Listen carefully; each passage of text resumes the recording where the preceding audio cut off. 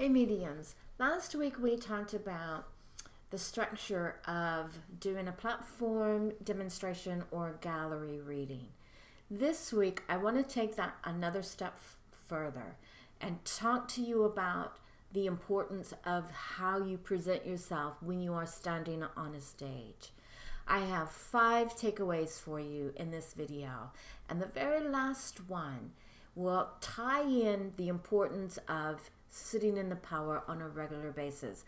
Because guys, we talk about sitting in the power all the time, but it's always good to know, well, how's this going to help me? So the very last one, I'm going to talk about that. Don't go away.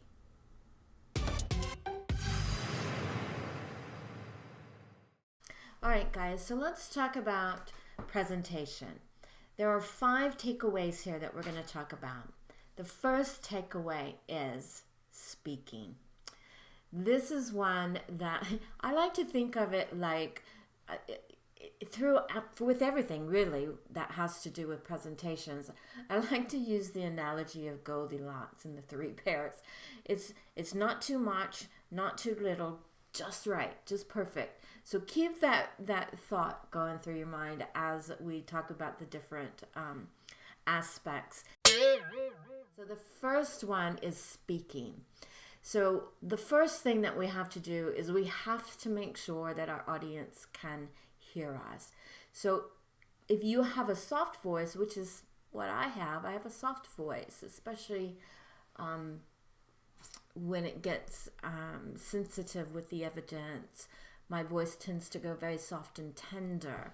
So if your voice is like mine, and even if your voice is loud and projects well, you really need to think about a microphone. Not only a microphone for yourself, but even a microphone for audience members, the recipients. So keep that in mind, especially the larger the audience is, the more important that microphone is going to be. Especially with your recipients, because we tend to, as a recipient, we really don't want to, use our voice in front of all those people.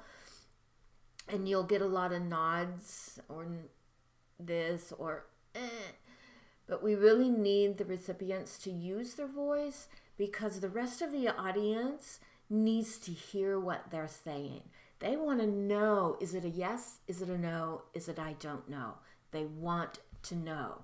So, and then it also helps with the communication, because you've got that trinity there. So you've got yourself, the medium, working with the spirit communicator, working with the recipient in the audience. So you want to keep that flow going. And one of the ways that you can keep that flow going is for everybody to hear the answer of the recipient, and for everybody to be able to hear you without any problems. You want to keep in mind as well that you may have some people that are in the audience that have difficulty hearing. So you want to make sure that everybody has that opportunity to hear you and hear you well.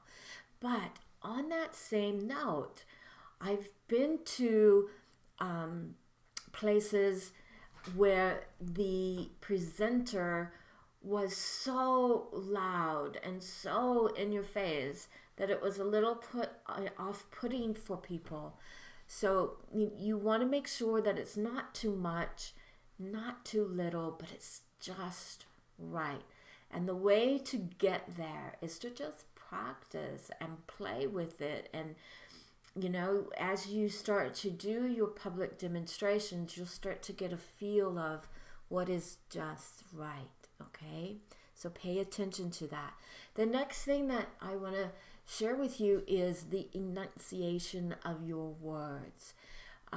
We tend to let the ends of words kind of just roll off or get cut off, or just moves right into the next word. And so it makes it a little difficult for people to understand exactly what was it that they just said. I didn't understand that. I didn't quite get that. So make sure that you enunciate your words correctly. Make sure you get the t at at the end of the word. Make sure that you get the d or the ing at the end. Just make sure that everything is enunciated very well. Now, also with that, you want to make sure that you are not speaking too fast, you're not speaking too slow, and you're speaking just right. Going back to Goldilocks again here, just to make sure that your words are at an appropriate rate for everyone in the audience to hear you and to understand you. Now, I do have to say, if you have a heavy accent, or you come from an area in the world where you speak quickly, everyone speaks very quickly, please just be mindful that not everybody in your audience may speak that way. Not everybody in the audience is used to people who naturally speak very fast. So please just be very mindful of that. Also be very mindful if you have a very heavy accent, that you enunciate your words correctly and that you don't go too quickly. Now, I lived overseas for 17 years, so I know a little bit about accents. I mean, I had an accent to everybody over there, which is really weird. You don't think of yourself as having an accent. So I had to be very careful and make sure that I pronounced my words correctly. And even when I lived in England, there were a lot of words that were spelled the same way as they were here in the United States, but the pronunciation was different, or perhaps the meaning was different. So if you're working in different countries, you have to be very aware and very mindful of making sure that the words that you choose, the audience member is going to absolutely understand what those words mean. I can give you a funny story, an example of one day I was working in England, and I was bringing a mother through who loved to work in the garden, and she was showing me her pansies, her pride flower, and other flowers that she liked to do. And what I said to the audience and the recipient was, your mother loved to piddle in the garden. Well, in America, piddle means that they're always out there working in the garden, and they enjoy that. But in England, it meant that she liked to go to the restroom in the garden. It was funny. Luckily, the audience member had a sense of humor, and they were all kind of snickering and giggling because, I didn't say it once or twice. I had to say it 3 times because I didn't quite understand what the problem was, until finally somebody in the audience member said, "We'll tell you after the demonstration what piddling means in England."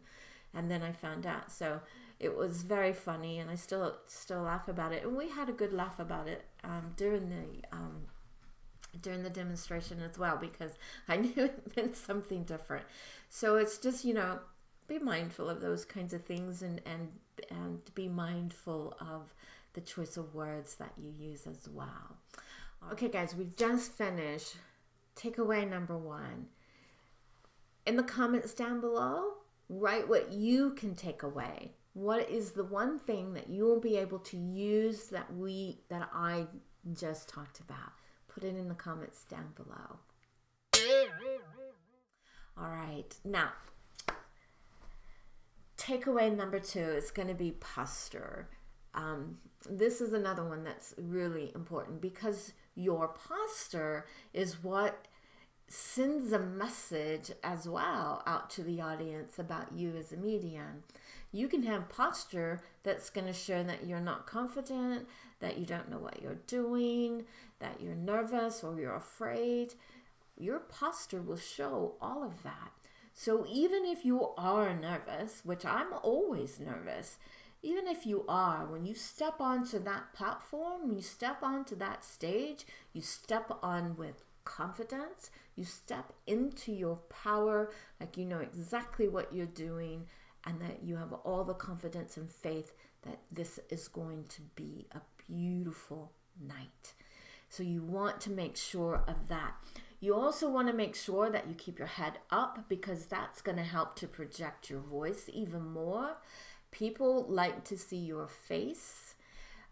You might have somebody who needs to read your lips. So keep all of that in mind. You also want to always make sure that you have your eyes open. Nobody wants to see a medium standing on the stage with their eyes closed, because it makes the audience members go, whoa, what's going on here? They don't understand that you've got to do whatever it is you need to do. They don't get that. They don't understand that. So keep your eyes open. Make eye contact with them. You also want to make sure you have your shoulders back. That shows confidence. That shows I know what I'm doing. You want to make sure that as you're on that stage, if you're moving back and forth, whatever it is that you're doing, that you do it with great posture. You're not slumped over. You're holding yourself up upright. And the whole time you're just showing the audience through your body language that you've got this. You know what you're doing. And it's going to be great. Okay? You also want to make sure that you don't stand in one place, because you have to remember that you don't just have somebody in front of you. You've got a whole entire audience. Your recipient may be on row number 6 in the middle, but that doesn't mean that you stand in the middle of the stage and only talk to that recipient. You have to make sure that the people on the left, on the right, in the back, in the front, they have to feel as if they are a part of this contact. They have to know that they're included in this as well. So you want to move from each side of the stage. You want to make sure that you're making eye contact with the left, with the right, with the front, with the back. And even if it's just, a person here and a person there, make some eye contact.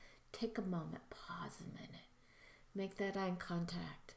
Make them feel as if you are including them in with it. All right?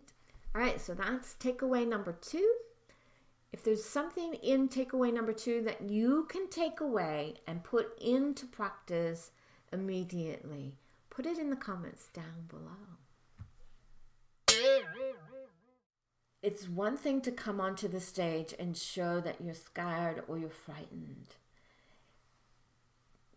They don't want to see that. The audience isn't going to have any faith in you if you show that fear or those nerves.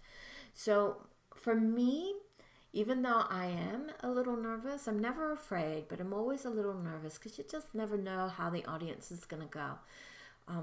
So for me, I walk onto the stage. I'm in my power. I know that I've got the spirit world with me. So I know that it's going to be a wonderful. And in order for me to just kind of calm myself, I give a big smile, a warm smile. I want the audience to feel comfortable. I want them to know that they have nothing to fear. I want them to know that it's going to be a great night. I want them to feel comfortable as well. Because there are some people in the audience that are either going to be a skeptic, they're going to be a critic, they're there because somebody drugged them there and they didn't really want to be there. You're going to have people that are a little nervous because they don't know what to expect. They don't know what's going to happen. So if you just give them a nice warm smile, it just kind of helps put them at ease. And at the same time, it puts yourself at ease. So it works for me. Relax. Be relaxed up there. Be yourself. Allow yourself to come through. Allow your own personality to come through. Be you.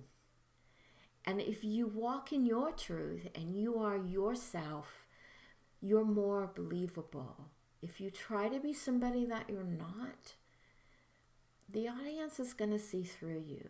They're gonna know. They're smart. They're gonna know that this isn't the real you. So be the real you. Allow yourself to come through. Relax and smile. All right, guys, takeaway number 3. What are you getting out of this? What can you use? Share with me. Maybe there's something that you've done that I've already talked about. Share your story down below in the comments. Right there. Number 4 is your audience interaction. Now, this is the part that's tricky, and this is the part I have to admit that I struggled with a lot. This is where, here's what I used to do.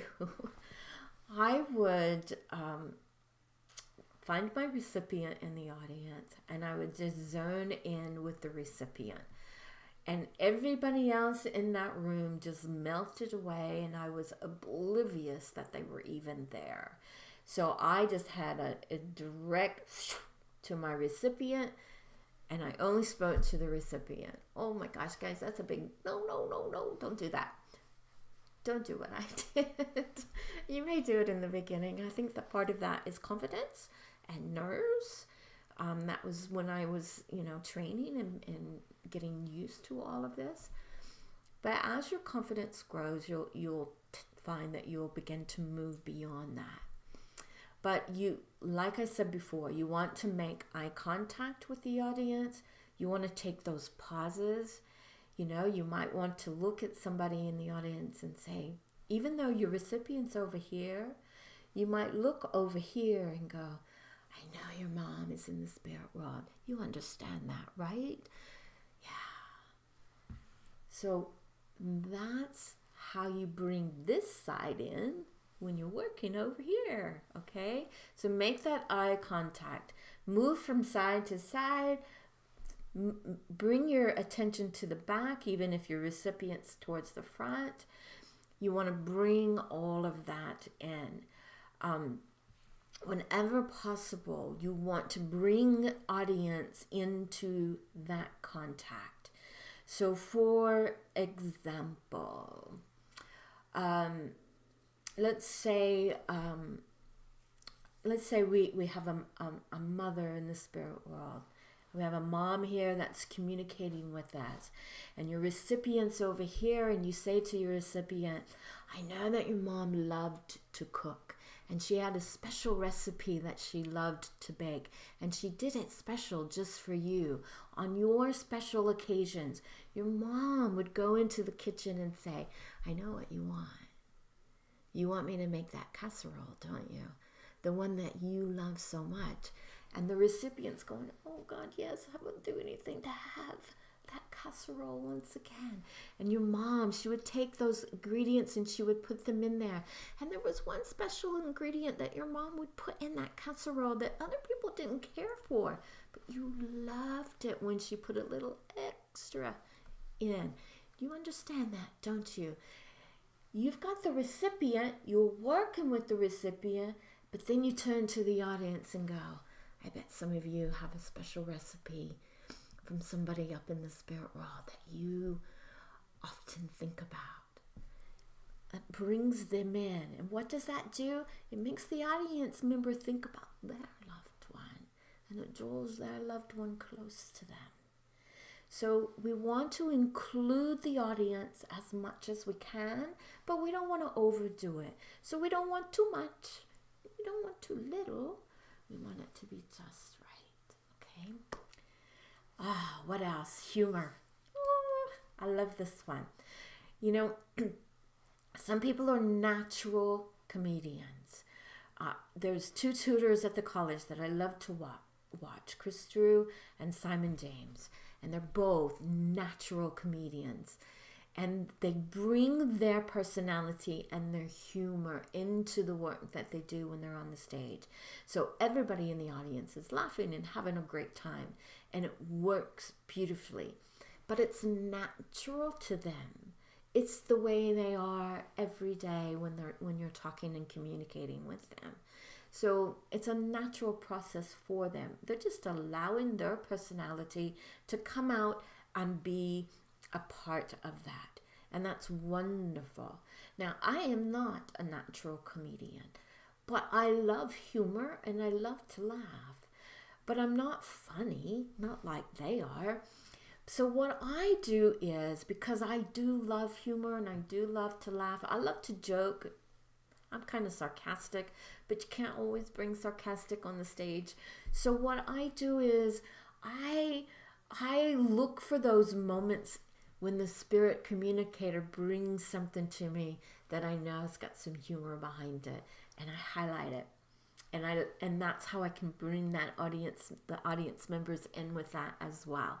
Because if you've got somebody in the spirit world, you have a spirit communicator here that's sharing something that you know could be quite funny, you can include the audience in that evidence and say, yeah, I bet there's some of you out there that's done that before, right? Yeah, and it gets them involved in it. It keeps them from going, because we don't want that at all. And the last thing I want to talk about with audience interaction is making sure you have control of that audience. You are the medium.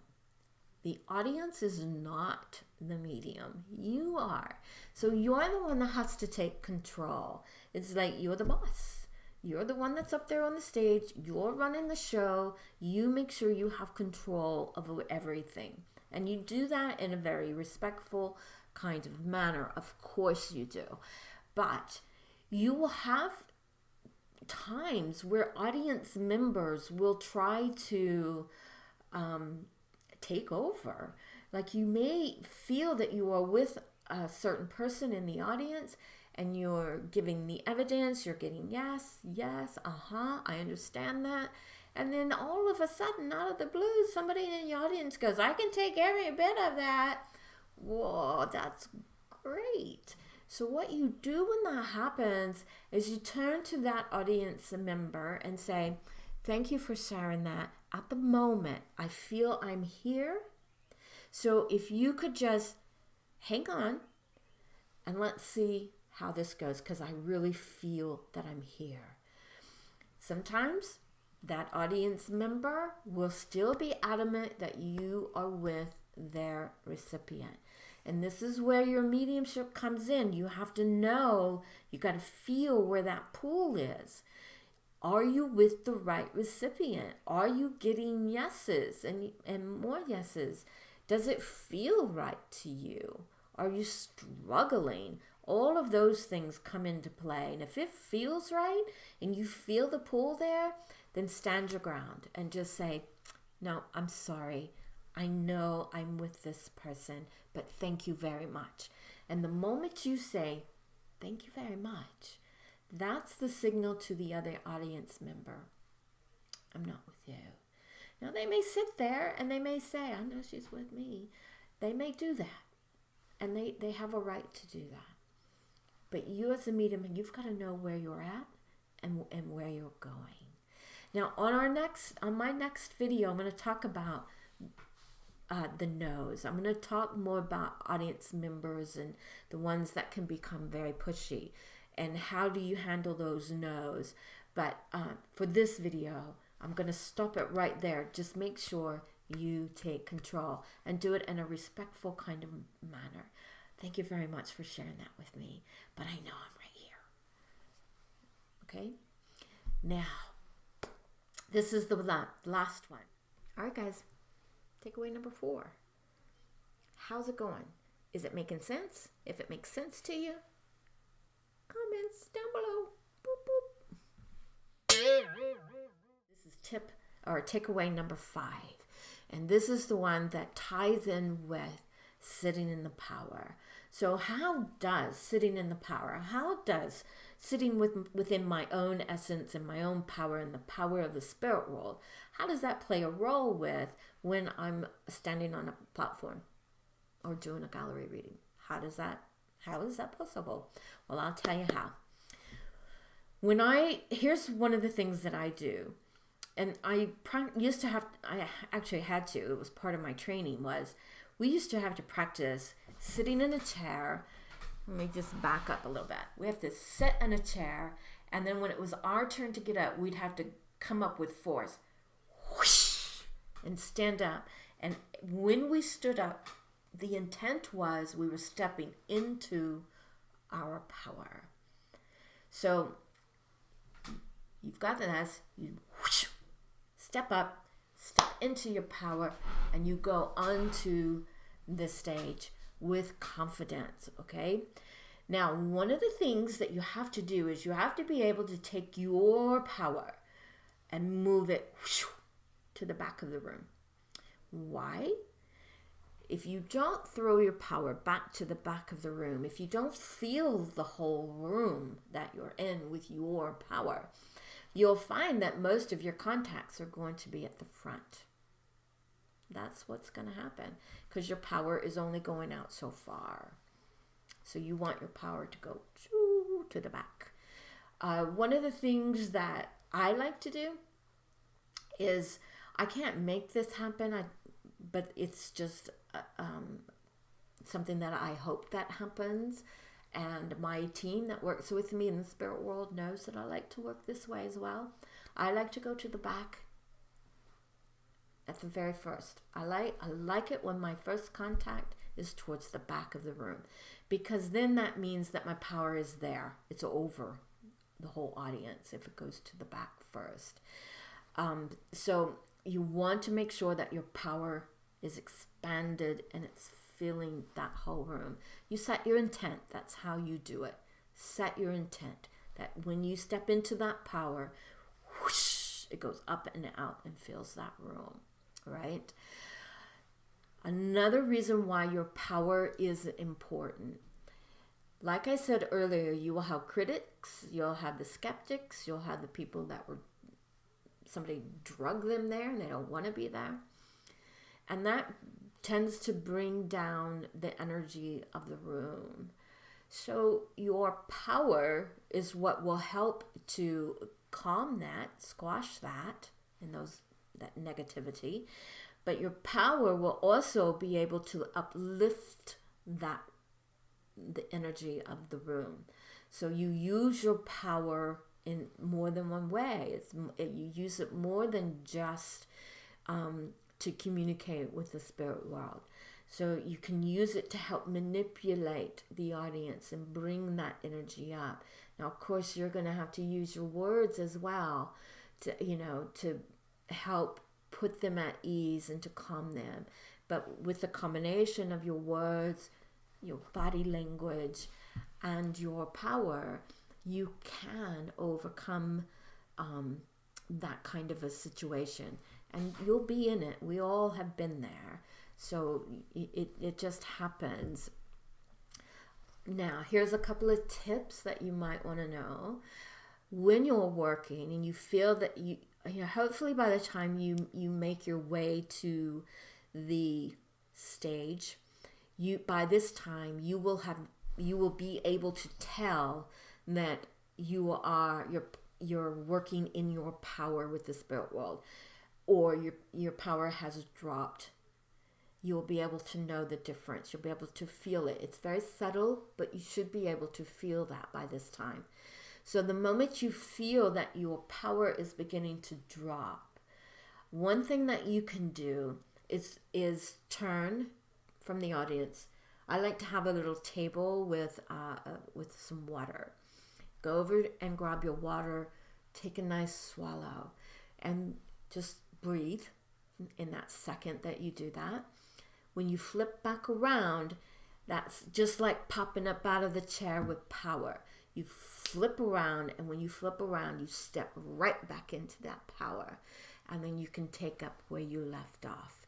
That's a little trick that you can do. Another little trick you can do if you start getting some wobbles, one of the things you can do is, say you got a no, and then you got a yes, and then you got a no, so it's not going too well. You can go back and say, okay, I know that you can't take this bit, but do you understand this? But you do understand this part. You understand this part, and you understand this part, correct? You get that? Yes. Yes. And what that does is, when you go back over the yeses that you've already gotten, just 2 or 3. You don't need to do them all. The highlights, you're just highlighting. When you do that, that helps you to get back into the power and get that communication with your spirit communicator going again. So that's just another little trick. You can also use that trick when you're doing private one-to-one readings as well. What you want to avoid is you don't want to have to do that a lot. If you find yourself you have to do that several times in a reading, you might want to stop and go, what's going on here? Do I have the right recipient in the audience? You have to stop and evaluate that. But if you only have to do it once, it's okay. Maybe even twice, but if I went more, I would want to keep it to once for me personally. So the 5 takeaways, guys. You've had 5 takeaways today of things that you need to think about when you're standing on a platform or doing a gallery reading. I hope something resonated with you in this video. Please share your stories down below. Are you working on platform? Let me know. That's important. Are you getting ready to work on platform? Comments down below. I love reading your stories. It makes me feel good to know that there are mediums out there that are really giving it their all. Share your story.